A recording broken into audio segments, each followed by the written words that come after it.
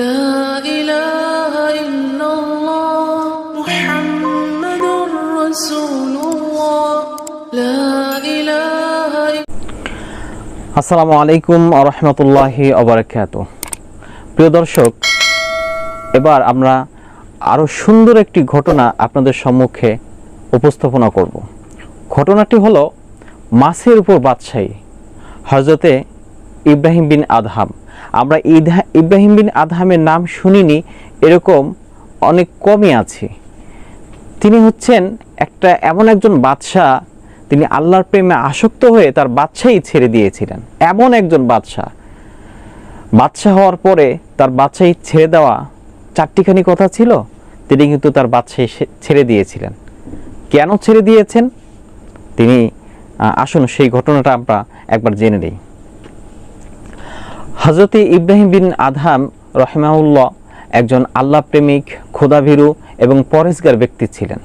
তিনি আল্লাহর প্রেমে আসক্ত হয়ে তার বাদশাহী ছেড়ে তিনি গহীন অরণ্যে গিয়ে আশ্রয় নিলেন।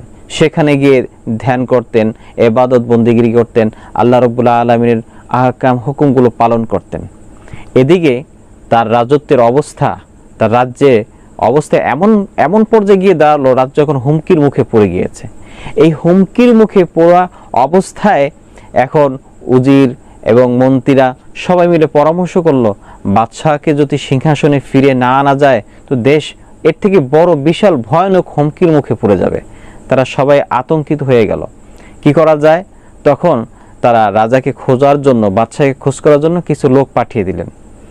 দেখা গেল বাদশাহ ইব্রাহিম বিন আদহাম এক গহীন জঙ্গলে, এই গহীন অরণ্যে সে অবস্থান করছে। সেখানে রাজদরবারের মন্ত্রীরা সেখানে গিয়ে উপস্থিত হয়ে বললেন, হে বাদশাহ, আপনি আপনার বাদশাহী রেখে এই গহীন জঙ্গলে এসে আশ্রয় নিয়েছেন, ওদিকে তো আপনার বাদশাহী হুমকির মুখে পড়ে গিয়েছে। তখন ইব্রাহিম বিন আদহাম বললেন, দেখো, আমি ওই বাদশাহী ছেড়ে দিয়েছি, আমি এর থেকে বড় এক বাদশাহী নিয়েছি। তখন লোকজন বললেন, গোস্তাকি মাফ করবেন হুজুর, আপনি কি এমন বাদশাহী নিয়েছেন যে আপনার গায়ে ছালার চট উঠে গিয়েছে?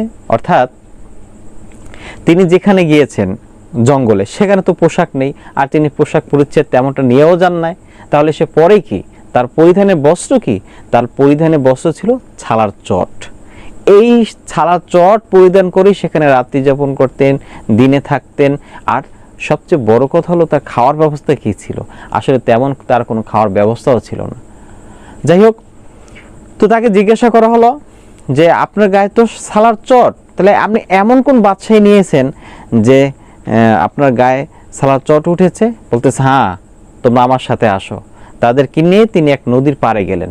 নদীর পাড়ে গিয়ে তার ব্যাগ থেকে, তার থলে থেকে একটা সুই বের করে তিনি নদীর ভিতরে ছুঁড়ে মেরেছেন এবং তার উজির এবং মন্ত্রী যারা আছে সকলকে বললেন যে আমার ওই সুইটা নদীর মধ্য থেকে নিয়ে আসো। সবাই আশ্চর্য, নদীর মধ্যে থেকে এই সামান্য একটা সুইটা কিভাবে বের করে আনবে? বাদশাহ হুকুম করেছে, আনতে তো হবেই। তখন সমস্ত মন্ত্রীরা, উজিরা সমস্ত সৈন্যদেরকে নদীতে নামিয়ে দিলেন, নদীর ভিতরে নামিয়ে দিলেন, যাও সুইটা খুঁজে নিয়ে আসো।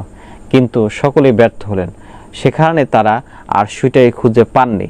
তখন তিনি মুচকে হাসলেন, হেসে বলেন, এবার দেখো আমি কোন বাদশাহী ধরেছি। তখন তিনি নদীর পাড়ে গিয়ে বললেন, হে মাছেরা, আমি যেই সুইটা ফেলেছি আমার সুইটা এনে দাও।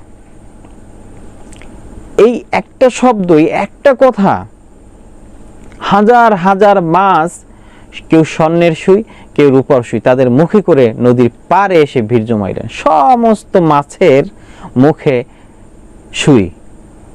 এখন মন্ত্রীরা, উজিররা এবং সৈন্যরা সবাই হতভম্বিত, আশ্চর্যান্বিত যে এটা কি, এটা কিভাবে সম্ভব? আসলেই তো তিনি কোন বাদশাহী ধরেছে এখন আমাদের বুঝে আসলো। তখন হযরত ইব্রাহিম বিন আদহাম রাহিমাহুল্লাহ বলতেছেন যে না, এই সুই না, আমি যেই লোহার সুইটা ফেলেছি আমার সেই সুইটাই প্রয়োজন।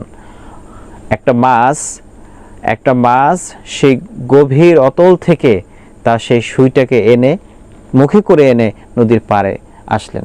আর তিনি গিয়ে সেই সুইটা তার মুখ থেকে নিয়ে আসলেন, এনে বলতেছে, এই দেখো, এই সেই সুইটা যেটা আমি নদীর গর্ভে ফেলেছিলাম। এখন কথা হলো যে তারা বুঝতে পারলেন যে আসলেই হযরত ইব্রাহিম বিন আদহাম তার এই দুনিয়ার বাদশাহী ছেড়ে, দুনিয়ার রাজত্ব ছেড়ে তিনি কোন রাজত্ব ধরেছিলেন।